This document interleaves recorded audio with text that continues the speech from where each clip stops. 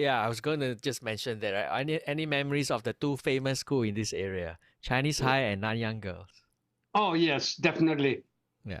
Chinese High was because from the back there was no fence from Duchess Primary. At that point of time, there were no fence. We Yeah. could go across. There were no fencing, but there was a steep slope for us to climb. And so we sometimes were punished because we went into that place. That's one. But the incident that actually struck in my mind and shared in my mind was when I went to tuition one night. That was the protest at Mm. the came in at the Chinese High, and my bus that came back was diverted in some ways. I'm not sure how they diverted it. I remember now that they probably at Farrer Road or Adams Road, where they move it over to Danyan Road. So when it came up along that road, I would say, hey, how come my road, the bus is not on a main road, but it's on a smaller road, the Danyan Road side, all right? And Danyan Road side actually, at that point of time, probably in the 50s, wasn't used much, all right? So the main road was the Bukit Timah Road, even then. So I noticed that there were a lot of shouting as we came nearby towards Chinese High, and that was the Chinese school protest. Probably that will be what 1956 when the Hockley bus strike was. All right. Yeah. So that was a very thing that it seared my memory because then later the Chinese High was very close to me because when I lived at Duchess Road, one with the small kampung houses, and now currently the area where we stayed are all bungalows or all semi-detached or semi-D or whatever houses. But at that point in time, there were some old kampung houses. That, by the way, it's a low-lying area. You do not see on a map between Coronation Road and the Duchess Road, the one that is not named, by the way, the side road. All right, if you look carefully, there's a side road to the school. That is actually still Duchess Road, the branch. All right. Between that two, there was a stream flowing by, and there were flower orchards there.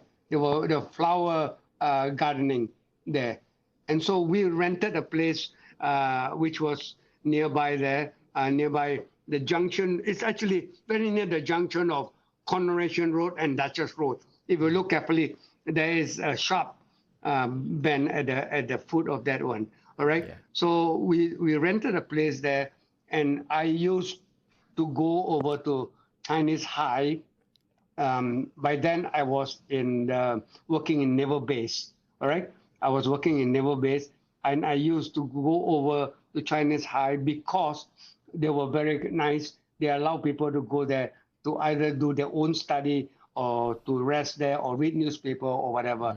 So I actually frequent Chinese High quite often. And later, when in my years when I was a teacher in the early years, I used to train on that track, the Chinese high school track. So actually, it's quite.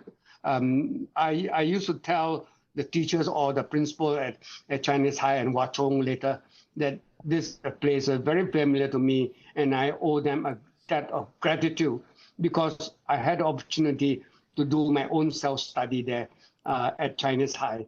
So that's the interesting part of Chinese High. But of course, there was student protests, the other aspect of it, which was I wasn't really involved in, but I noticed those things that happened in the way that was done. Yeah. And also because there wouldn't be any of this political activism at Duchess School. I guess not. No, not in Duchess Primary. We were all ignorant, and we were all brainwashed. I would say really brainwashed because our history was the history of England. Our history was talking about the time when there were Rome and Greece, the ancient history. And we never had any history of Singapore or Malaya, all right? So we were never politically aroused. In fact, until I went to university, or at least when I started reading up for the university in the 80s when I was a mature student, I never had this feeling that there were colonialism feeling in my. Of course, at the naval base, I suffered some discrimination, and that was the initial start of any feeling of anti-white or anti-colonialism in that sense. But by then, the British had moved off, and we were begging them to stay. What kind of discrimination was that? Oh, there were labor discrimination, or like this toilet only meant for whites, and you are not supposed to come to this level, all right? Or discrimination, like they go off at 3 o'clock, you stay until your bus they take you back at 6 or 5:30 or whatever it is. So that our discrimination, and you could see that obviously the salary were maybe 10 times more than ours, right? So they were more struck around. Not all of them, but in my memoir, I said that there were some good people who actually sympathized with us. All right. So if you talk about political feeling or political, maybe you were saying the initial aspects of emotion about being a British rule government. We were actually quite happy because the first year, Princess Elizabeth was coronation of Princess Elizabeth, of Queen Elizabeth, 1953. We were given goodies like sweets and all that. And I remember bringing back one particular souvenir, and my parents were very astounded. There was this little small plate where there were the shape of the ER was there, and there were beautiful flowers on that. So we were given different types of things during the time when they were under colonial rule. By the way, the teachers, some of the teachers came from Malaya, from Malaysia, right, or from Malaya at that point of time. And they stayed at a place called the hostel, Kingsmead Hostel. Have you heard of it? Kingsmead Hostel will not be far from Duchess Road or Coronation Road. If you go up to where Nanyang Girls School is, that place there, next to Nanyang Girls High School, there would have been a hostel, a Catholic hostel, and their church is currently there as well. All right. I'm not sure the name of the Catholic church, but they stay at a hostel because they were Malaysians who came down to teach. Right. So whatever it is, it was a good time. And then you asked me about Nanyang Girls. My sister, two of my sisters studied there, and one of them boyfriend was in Chinese High. So she was slightly later in 1961 where she boycotted the exam. And in this book that I was reading yesterday was about the 3-3 and 4-2 scheme of exam of the Chinese school that they were protesting against. And I think I got an insight of why she was so adamant of not going, although my parents came, my parents were working by then at different places because we are moved out of Simdabi, all right? We moved out of Simdabi probably when we were in Sec 3, 1961. Yeah, 1961, or Sec 2, 1960, all right? So by then, they were working at different places, and they had to come down and told my sister that you better go for exam. But she pretended she was going, but she didn't go. One of them, the second sister, all right? So that is the time when she also had protests earlier when she was in the, with her boyfriend, who later became her husband. Yeah, so that's the thing that struck us was that this is a very incident-filled area of Chinese High and Nanyang Girls. More the Chinese High, actually, and Chongqing, of course, all right? When I think back, I'm very glad that we survived those times and we enjoyed as kids because there were times when there was celebration, there was sports. And I remember running around the field thinking that I was running the marathon or whatever it is. All right. So those are the time that we reflected upon. Okay. So maybe the next stage will be when Bukit Panjang. Yeah. Just before we Yeah, leave, look at the map here and look at yeah, all yeah, these road names, right? All these road names. yeah. Duchess If you see Road, the notes, Coronation Road, yeah, Duke Victoria Road, Park, yeah, King's Queens, Road, Queens Queen's Road, yeah. Road, Duke's Road. Oh my goodness. And then smack So right here, you have Chinese High and yeah, yeah. Nanyang That's Girls. why no wonder the Chinese High and Nanyang Girl were quite, they had this protest over this Yeah. colonial name roads, right? So actually, it's quite. But if you look carefully, if you move a little bit to your right, meaning to the eastern side, there was Singapore University That's right. or, Yeah. The or Malayan hostel is there, University. right? Yeah, early stage of Malayan University. That is on your right of that road of this map, meaning on the eastern side of this map. All right. So there were institutions there, and of course at that time there wasn't National Junior College yet. All right. So Yes. Yes. that's it. Yeah. Okay. So I'm glad you pointed out that about the colonial vestiges of naming of roads. That's Yeah. right. Can I just ask you about your parents a bit more? Yeah. What was your father's name and your mother's name?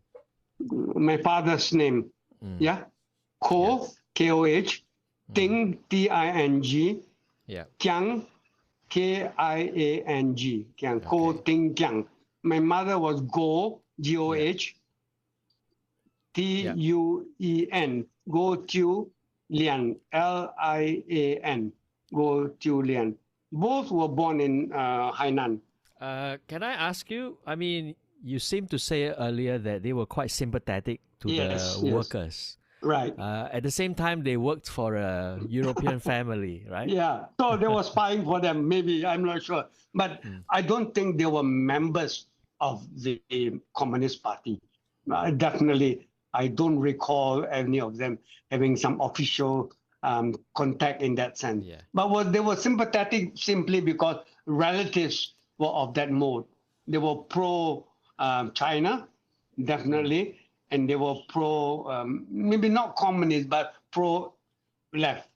Probably, yeah. Did they ever talk about the domestic work that they did? You know, what were Domestic the work. relations? Yeah, I mean, what were the relations with the employer? Oh, Mm. I mean, on the surface, I think they were very astute. They never showed any sign of resentment or protest or anything. But once off, when they're talking to a relative, though I could not understand all that they said, it was obvious that they were very critical of their lifestyle, of the way probably maybe I don't recall they were ever that discriminatory, but they were just simply that they were the boss. They were the bosses because there was only one, but there were a few of them. They were bachelor's quarter, by the way. There was a bachelor's quarter. So they will bring in prostitutes, I mean, girlfriends and all that. And so next morning you'll find the bed sheet were all bloody and whatever it is. And they will have, by the way, this is something which I can verify because I actually sometimes noticed they were in the office. Some of them didn't work downstairs, but they work away. So we were very sure they wouldn't come back. But you see the pornographic photographs. All right. So my parents were critical not only of that, but also of the feeling that they lord over them. They lord over them, meaning that they have to serve their hand and food. And not that they were against any labor or any work discrimination in the sense that they were allowed probably once a week off. All right. But they work long hours, except that during the day, there's not much to do. Then they could go off for a short, maybe to buy something, or not only buy, but maybe to meet a friend or something like that. So that is the thing that I note that they were not as probably they didn't want us to feel that we should be anglicized. They actually, when you look at it, their elder girls, my elder sister, my second sister, and also the one after me, there was a sister. All of them went to Chinese school. Then the one after my sister, another brother went to a Chinese school. But then they knew the practical or pragmatism of fact that those of us want to earn a living in Singapore or to have moved in the rank or maybe to be better off, they were educated in English. So there were three brothers, myself, my second brother, means Edgar, who was a journalist, and then my youngest brother, who was an accountant. They all went to English school, and all three of us made it university later in life, but at least the two of them went earlier. All right. So then the girls went to the Chinese school, is that that's right? right. That's right. And so they were badly off in some ways, but of course they were married. One was married to a police officer. You know, very strange thing that he was a protester. He protests at Chinese High, but eventually he signed up to be a police officer or policeman, all right, a Marine police, and he moved up to be a sergeant or something. The other one married a teacher, all right. So my elder sister married very young, when she was 17 or 18, and she married to a sailor. That was almost like matchmaking. Yeah. I mean, Okay, it was quite a difference, right? Like if you're English educated or if you're Chinese educated, that affected your life become path. different. That's right. It was a life impacting thing that if they have not sent me to China, that's why I thought that it was strange that I resisted this thing of going to the Chinese school there. Although I think the intention was just to get a grounding in Chinese, but I didn't want to go, and I felt maybe I was too young also, that I felt very strange to be left alone in the school, whatever. Yeah. Right, so right. you are true. Their life diverged at that point of time if they were Chinese or English schools. Yeah, And, I want to. Okay. I want to talk about your father a bit more, because there's a Yeah, long yeah, history of Hainanese domestic servants, right, in Singapore. Yeah, right. And this no longer exists anymore. I mean, Of course, no, nowadays yeah. we don't have male We servants don't have anymore. that. Yeah. How was the idea of male servants in those days, right? Like from your memory. Yeah. They were not looked down upon. I don't think so. Maybe except for those who were very wealthy. I mean, the Chinese, I'm talking about the Chinese community. Yeah. Anyway, their life circle, or the social circle, was among those who are less educated. That's one, except for this clerk who gave tuition to us, or a relative who gave tuition to us.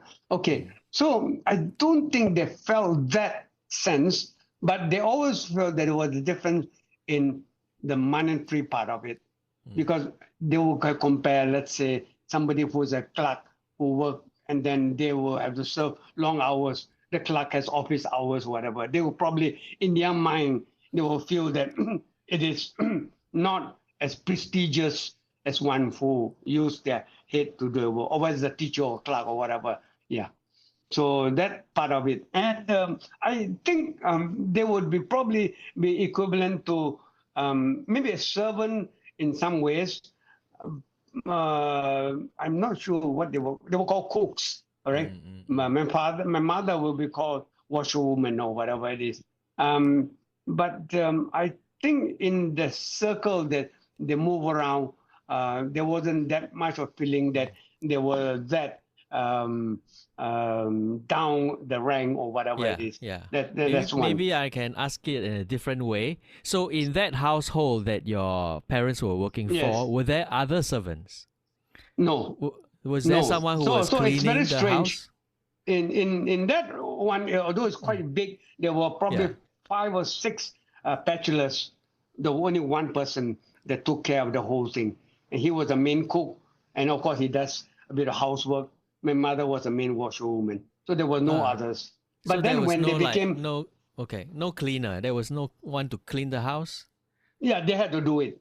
Okay. They had to do. My mother or my father had to do it. Okay, so when they moved on, I remember when they were in Changi, I have a photograph actually, when they were there, there was this probably Air Force officer, European.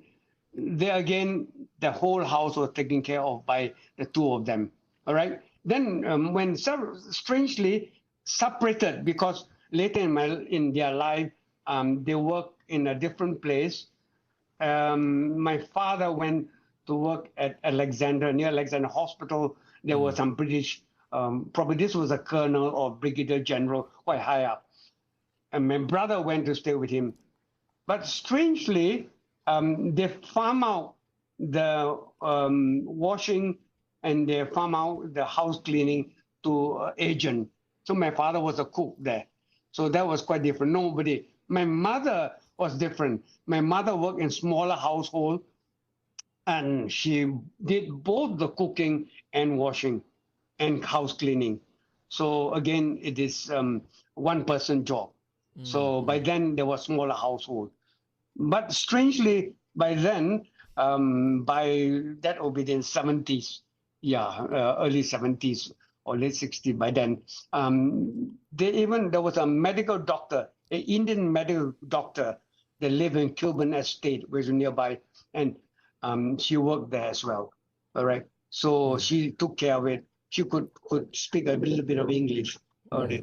And then the later part in my life, I went to stay with her, with a Navy officer, a lieutenant commander, who was a dental officer. He was not infantry or anything of that, but he had a child. Okay, look, before that, she also worked for a household of Scottish person, and I'm not sure which business house he was, but he and his wife and one child, or maybe two children. All right. So again, she took care of everything. So as you say, you asked me, there was no other servant. So strange. Yeah. Did the employers at Sim Dhabi, did they have children? Yeah, they also had part of his babysitting. And when I was in Sec 2 or Sec 3, I actually, when their parent had to go off somewhere and my parents were cooking, I had to lend a hand. So that was a strange thing. That was child labor or whatever it is, you may call it.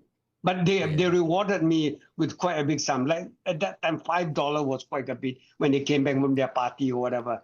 I'm talking to the employer. What did you do? Oh, I gave it to my mother. But, no, I mean, but actually, when you said you took care of you took care of the toddlers. Yeah, what did you do? Oh, they will play with them and all that. Make sure they don't fall down or whatever. That's the main thing. So they were very young, okay. Yeah, they were probably about 5, 6, or one of them was slightly older, 7 or that. So that is even looking after children in that sense as well. So whatever it is, I think this profession, as you say, is no more.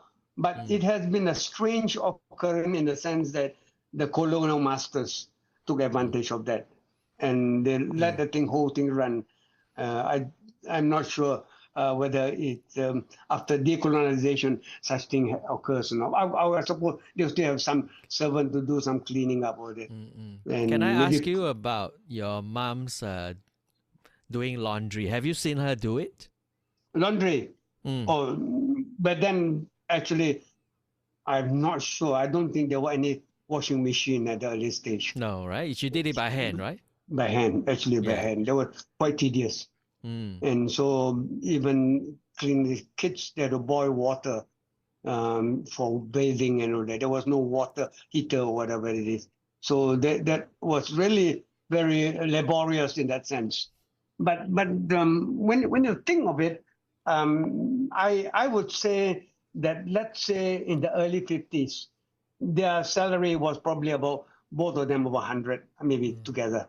So that was probably able to survive. And plus, they do have extra money by marketing in that sense and all that.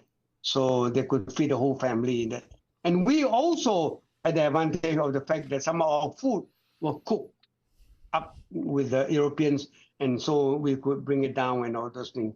Yeah, so it is a strange phenomena in the sense that this thing about being servants of Europeans to European or colonial masters will probably be one of the things that had driven some to utter sort of resentment.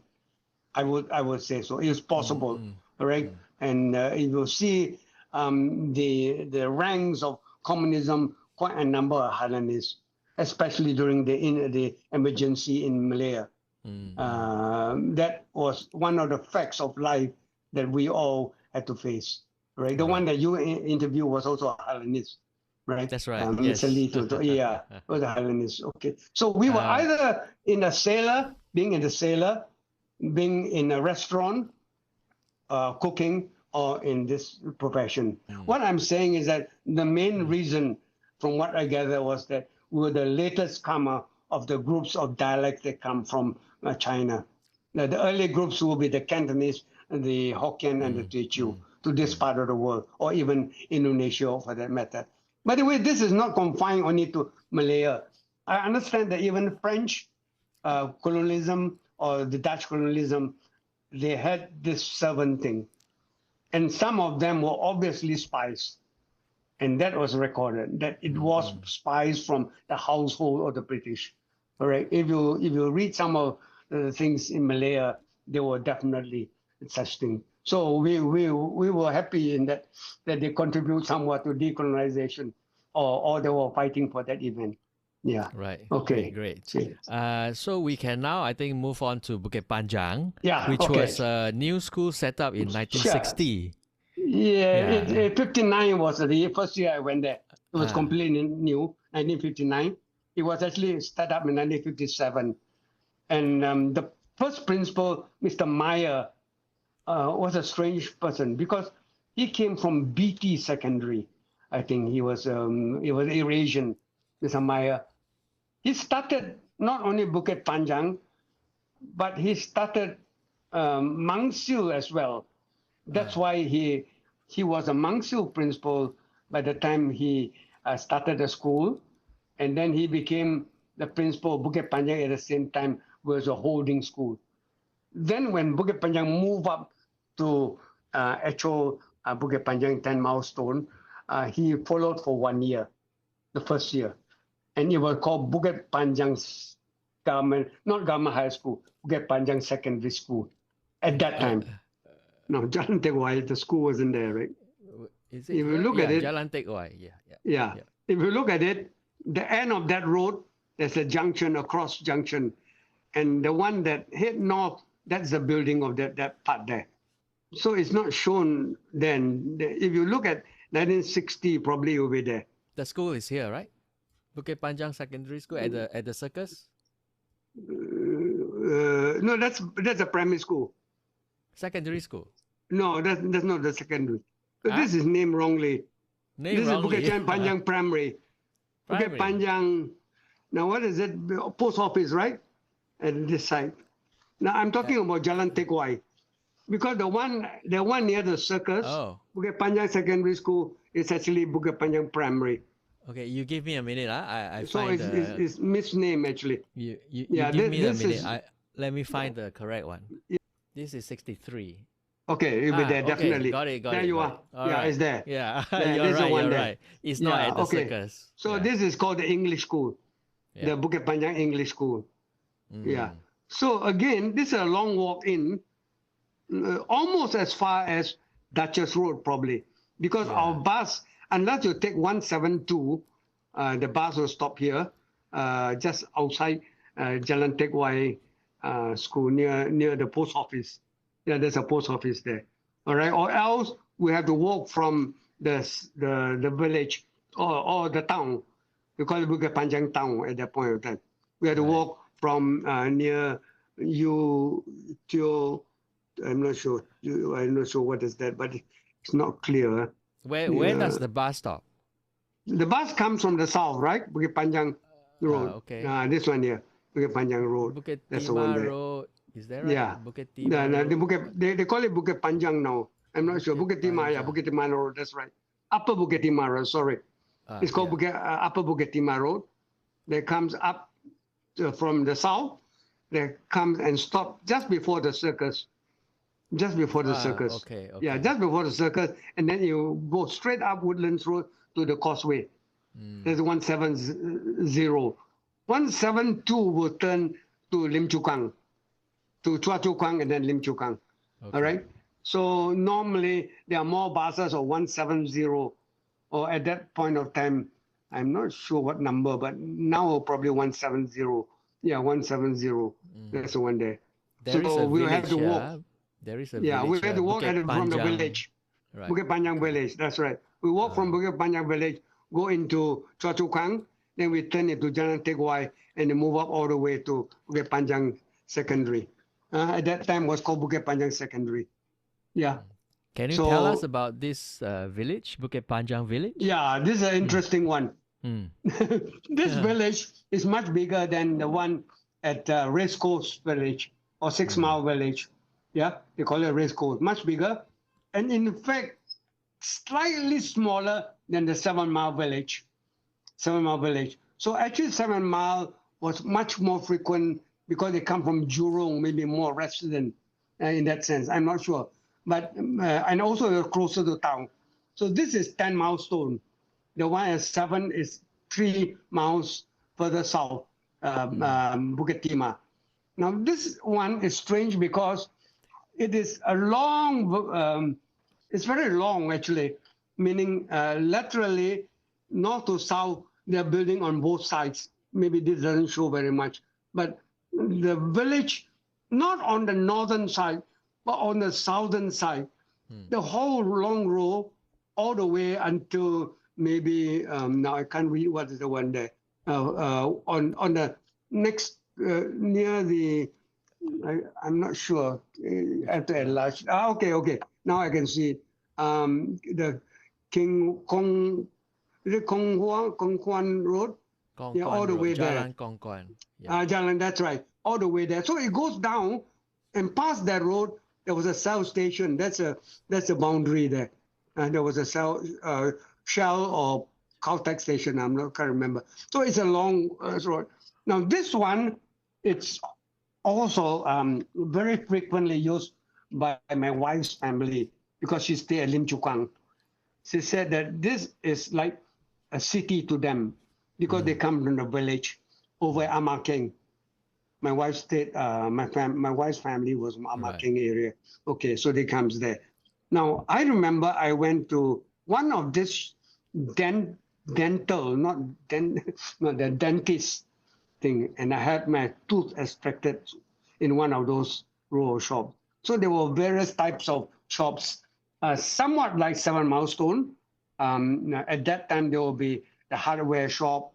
There will be some timber shop there. There's a Hui Kwan there.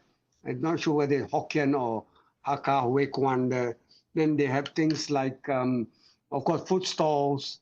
They would have for the Chinese religion shops where they sell all the joysticks and all those things. The shoes, they also have shoes. And there are 1 or 2 bookshop as well, surprisingly. Oh, okay. Yeah. Were And there farms there?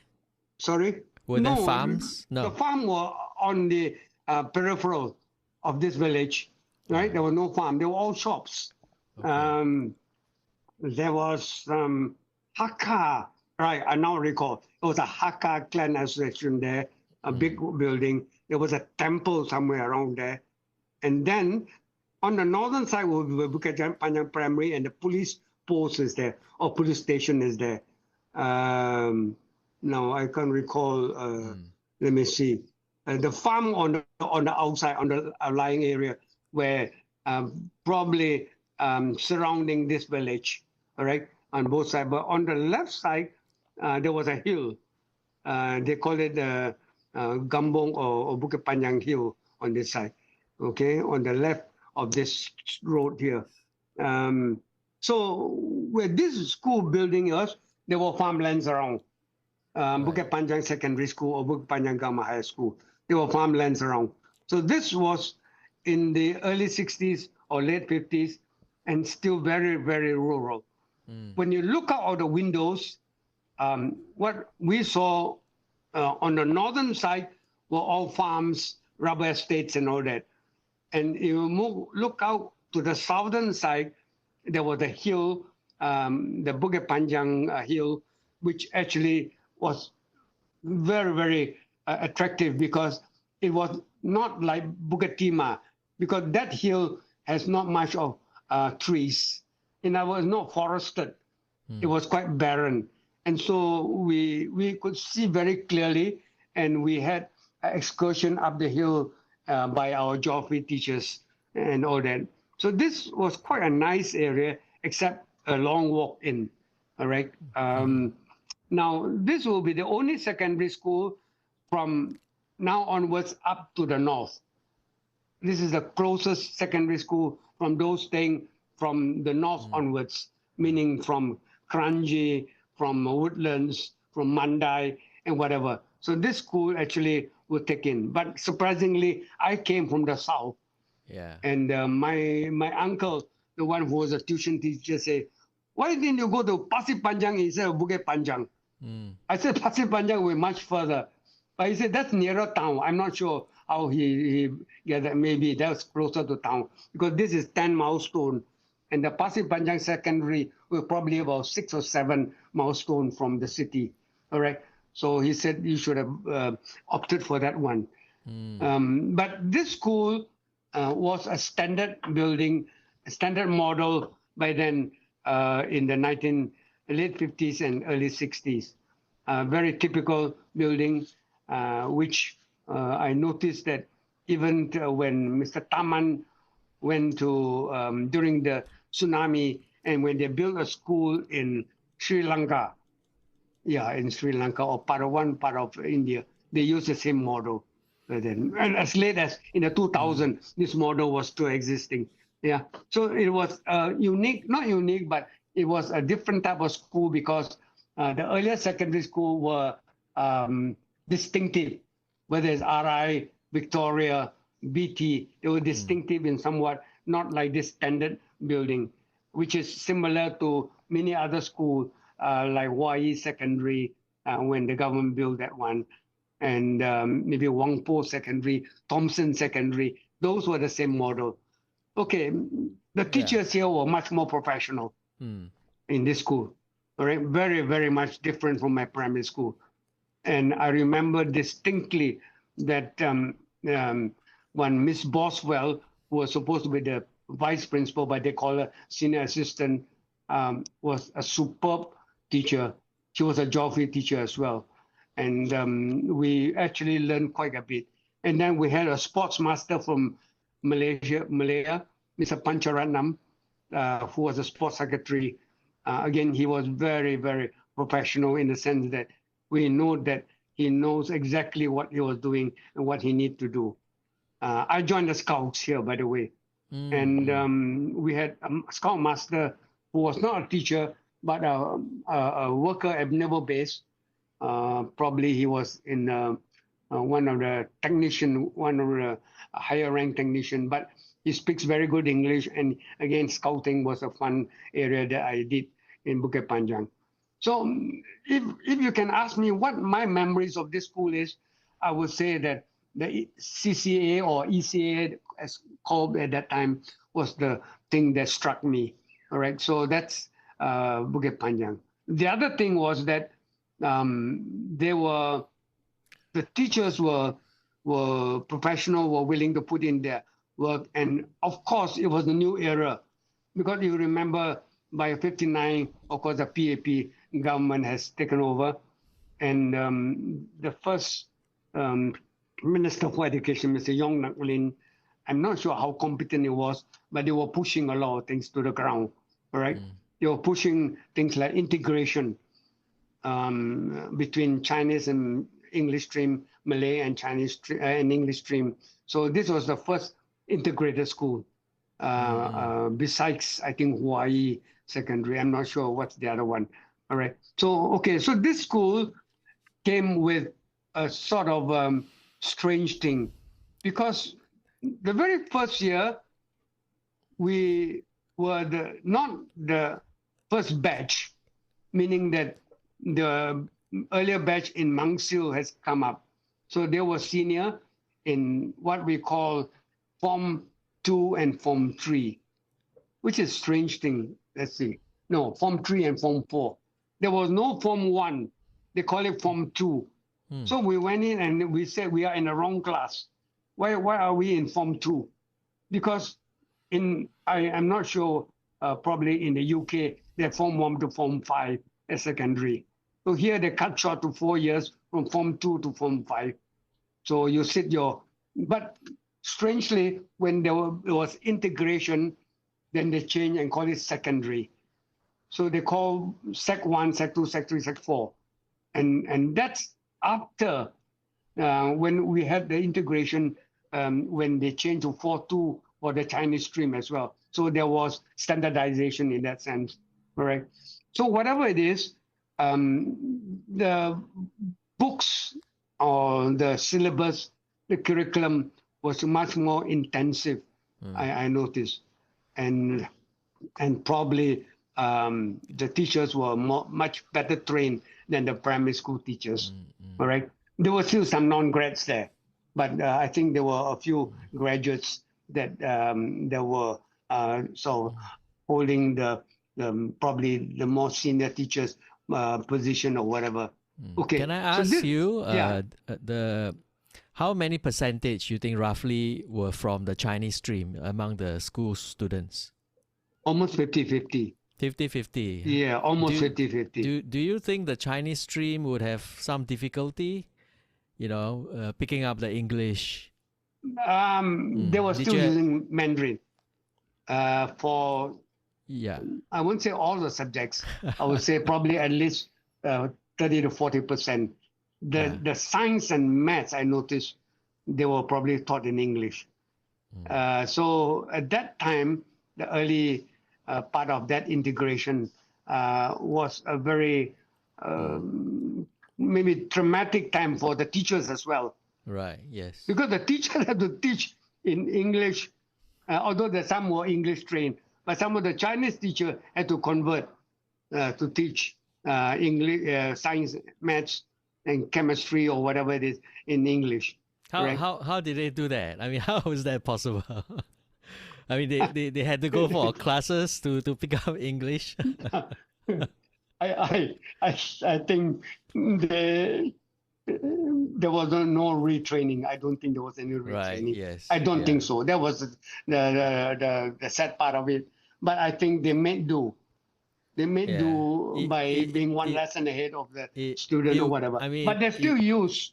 I noticed that when we walk past, they still use sometimes Mandarin to clarify the points or whatever. They try to use as much English as possible. So not to make fun of it, but it would have been quite funny, right? Their English. Yeah, actually. But I'm not sure whether the first few years all the exams were in English. I don't think so, right? Well, were you aware of that? I don't think so, because by the time I went to Jalama, that was already 68. Yeah, 68. There were some still struggling because they were Nanyang grads to teach in English. And I asked them, they said, no, some of them used Mandarin to answer some of the things. So it was not O-level per se. It was not similar to one type of language used all the time, right? So that was a transition period, I would say. Very transitional, very much so. So I think they were slightly older than us, I think. I'm not sure why. Again, it's a strange phenomenon, because probably they took longer time in primary school or whatever. I'm not sure, right? So by the way, in primary school, there were some in my cohort that took 7 years. So it's another strange thing, because they have primary one, then standard 1, 2, 3, 4, 5, 6, right? So they took 7 years. That's a very strange one. Okay, coming back to Bukit Panjang, it was a very, to me, it was very conducive because it was different from the primary school in the sense that it was very airy. You see, Duchess Primary or Duchess Road Primary was in a valley at the back of a hill. So it was really terrible in the classroom. And the fan wasn't working most of the time. All right. Well, in Bukit Panjang, it was very airy, and maybe the ventilation was good. The ventilation was really good. So I enjoyed the time there. And I think most of the time, partly because I was in my teenage years and I enjoyed the CCA, all right? Playing games like hockey, cricket, and running, as well as being in the Scout. So really was very well organized in that sense, all right? So that is my experience. Study-wise, it was, again, very not so fruitful, because I refused to go for tuition anymore because it was a long way down, also partly. But also, I felt I could manage myself. But that was my mistake because I was too confident, and the lessons was not like in the pace of the lesson was not like primary school. This was quite rigorous as it starts to be a proper type of teaching, proper type of assessment and exams and all those things. So those are the early years of education. But I think it was actually a start of a rat race. But it was still not in as bad as maybe by the 70s or 80s, yeah, or even now, yeah. So that's my experience. The other thing about the school was they link up with what they call HMS Terror.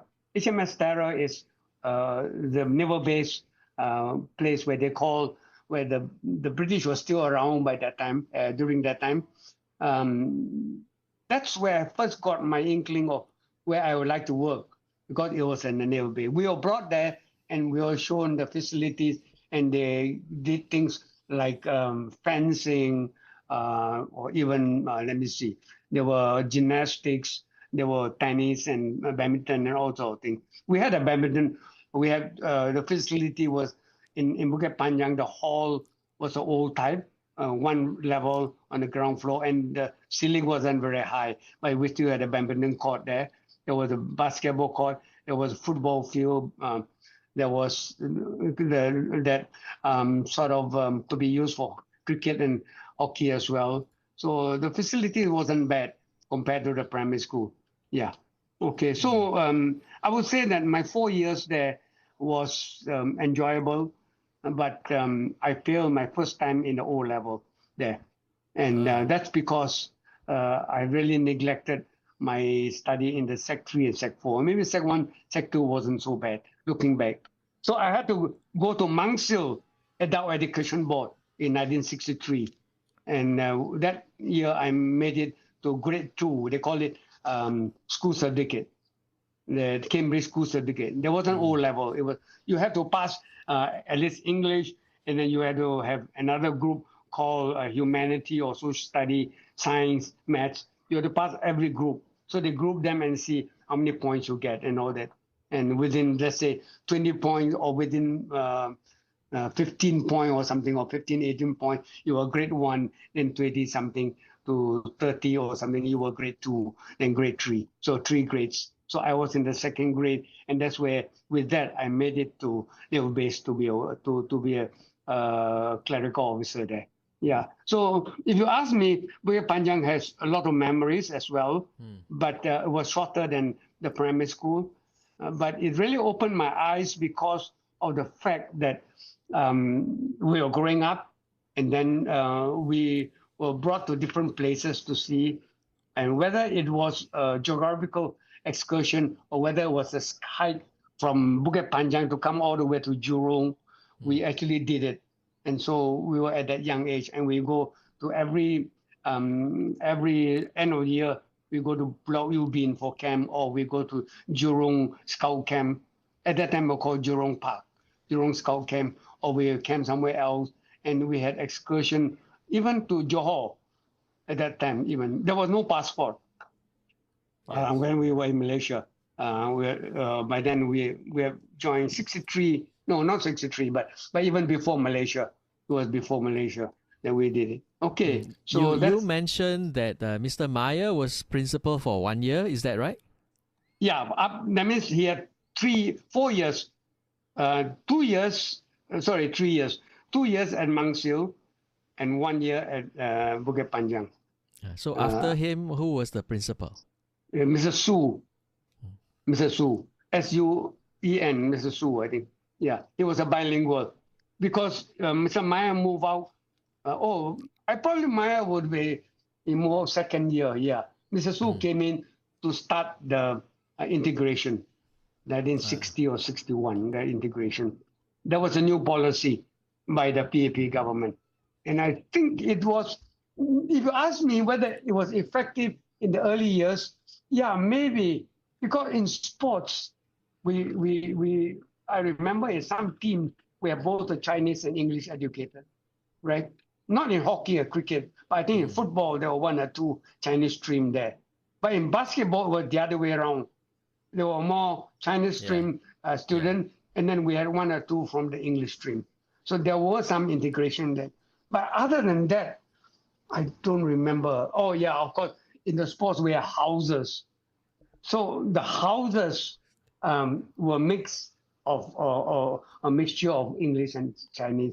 So even in relays, let's say 4x1 relays, my house, red house against yellow house, blue house, whatever, I would have one person probably from the Chinese stream, because on merit, not because we purposely put in, but we found that when you take a trial, there would be, say, 4% out of 4, maybe there were 2 from Chinese stream, 2 from Chinese stream or whatever. So there was some form of integration, but not beyond that, not beyond the sports field. But that was said that it was meant only during CCA, because how could you integrate during curriculum time? It's difficult unless you got project work or whatever, but it's very difficult. Yeah. So that integration was for a period of what, 20 years? Would you say 20 years? By the 70s would have finished, right? When was it all full English stream? By the 70s, mid-70s, I think. Yeah, I remember by the mid-70s. The Malay stream lasted a little bit longer. The Chinese stream also 70s, 80s. When were you? Yeah, can't say. No, but definitely there was a time when it was all English school. Right. I see. English medium instruction. All English medium instruction. So it was an experiment, and maybe to some extent, if you ask me, you will probably give it a score of 30 to 40 integration, some aspect of it during non-curriculum time or during CCA or ECA. I mean, among the students in class, in the academic class, would you stay with your own stream, or would you try to mix around? Not possible. Yeah, it's not possible to mix around. Even recess. Yeah. They will congregate among the Chinese or English speaking. So that was really quite impossible, because there was no real. But there were one or two friendship. There were 1 or 2 scouts from the Chinese stream, and actually that counts because it was longer interaction with them. I remember there were 1 or 2, but not many. They were a bit feeling that was more of an English stream thing. Of course, Chinese school has scouts, actually. I remember Chinese high and all, they have scouts. Yeah. It was not a colonial thing, right? Maybe it was somewhat a colonial, seen as colonial. Yeah, maybe. I'm not sure. Definitely the Boys Brigade and Girls Brigade was seen as Christian thing, and they were not inclined to that. The Malays, strangely, the English stream had some Malays. They were closer to us than the Chinese stream people, because we were in the same class. So they talk English, right? So the Malays. By the way, Bukit Panjang is considered a Malay center, first language center. Okay. So Bukit Panjang, because of autonomous school, I think, because of that. Yeah. Okay. Yeah. Okay. So I will send you something. You may like to read it some and photos. photograph if you want to. Yeah. I mean, it's been great talking to you over these last 2 hours, right? And makes me more hungry to read your book. Sure. Yeah, I'll give the excerpt that is relevant. That will help you. Rather than read everything, because by then, of course, when he reduces it, when my son reduces it, he probably would have diluted some other things. Yeah, but now it's still in the original state. I'll send some of it to you if you have time. Yeah. Okay. I think it's good talking to you. Yeah. Okay. You take Thanks, care. Mr. Koh. We'll thanks keep so much. in touch. Yeah. Thank you very much. Yeah. Bye. Yeah. Thanks.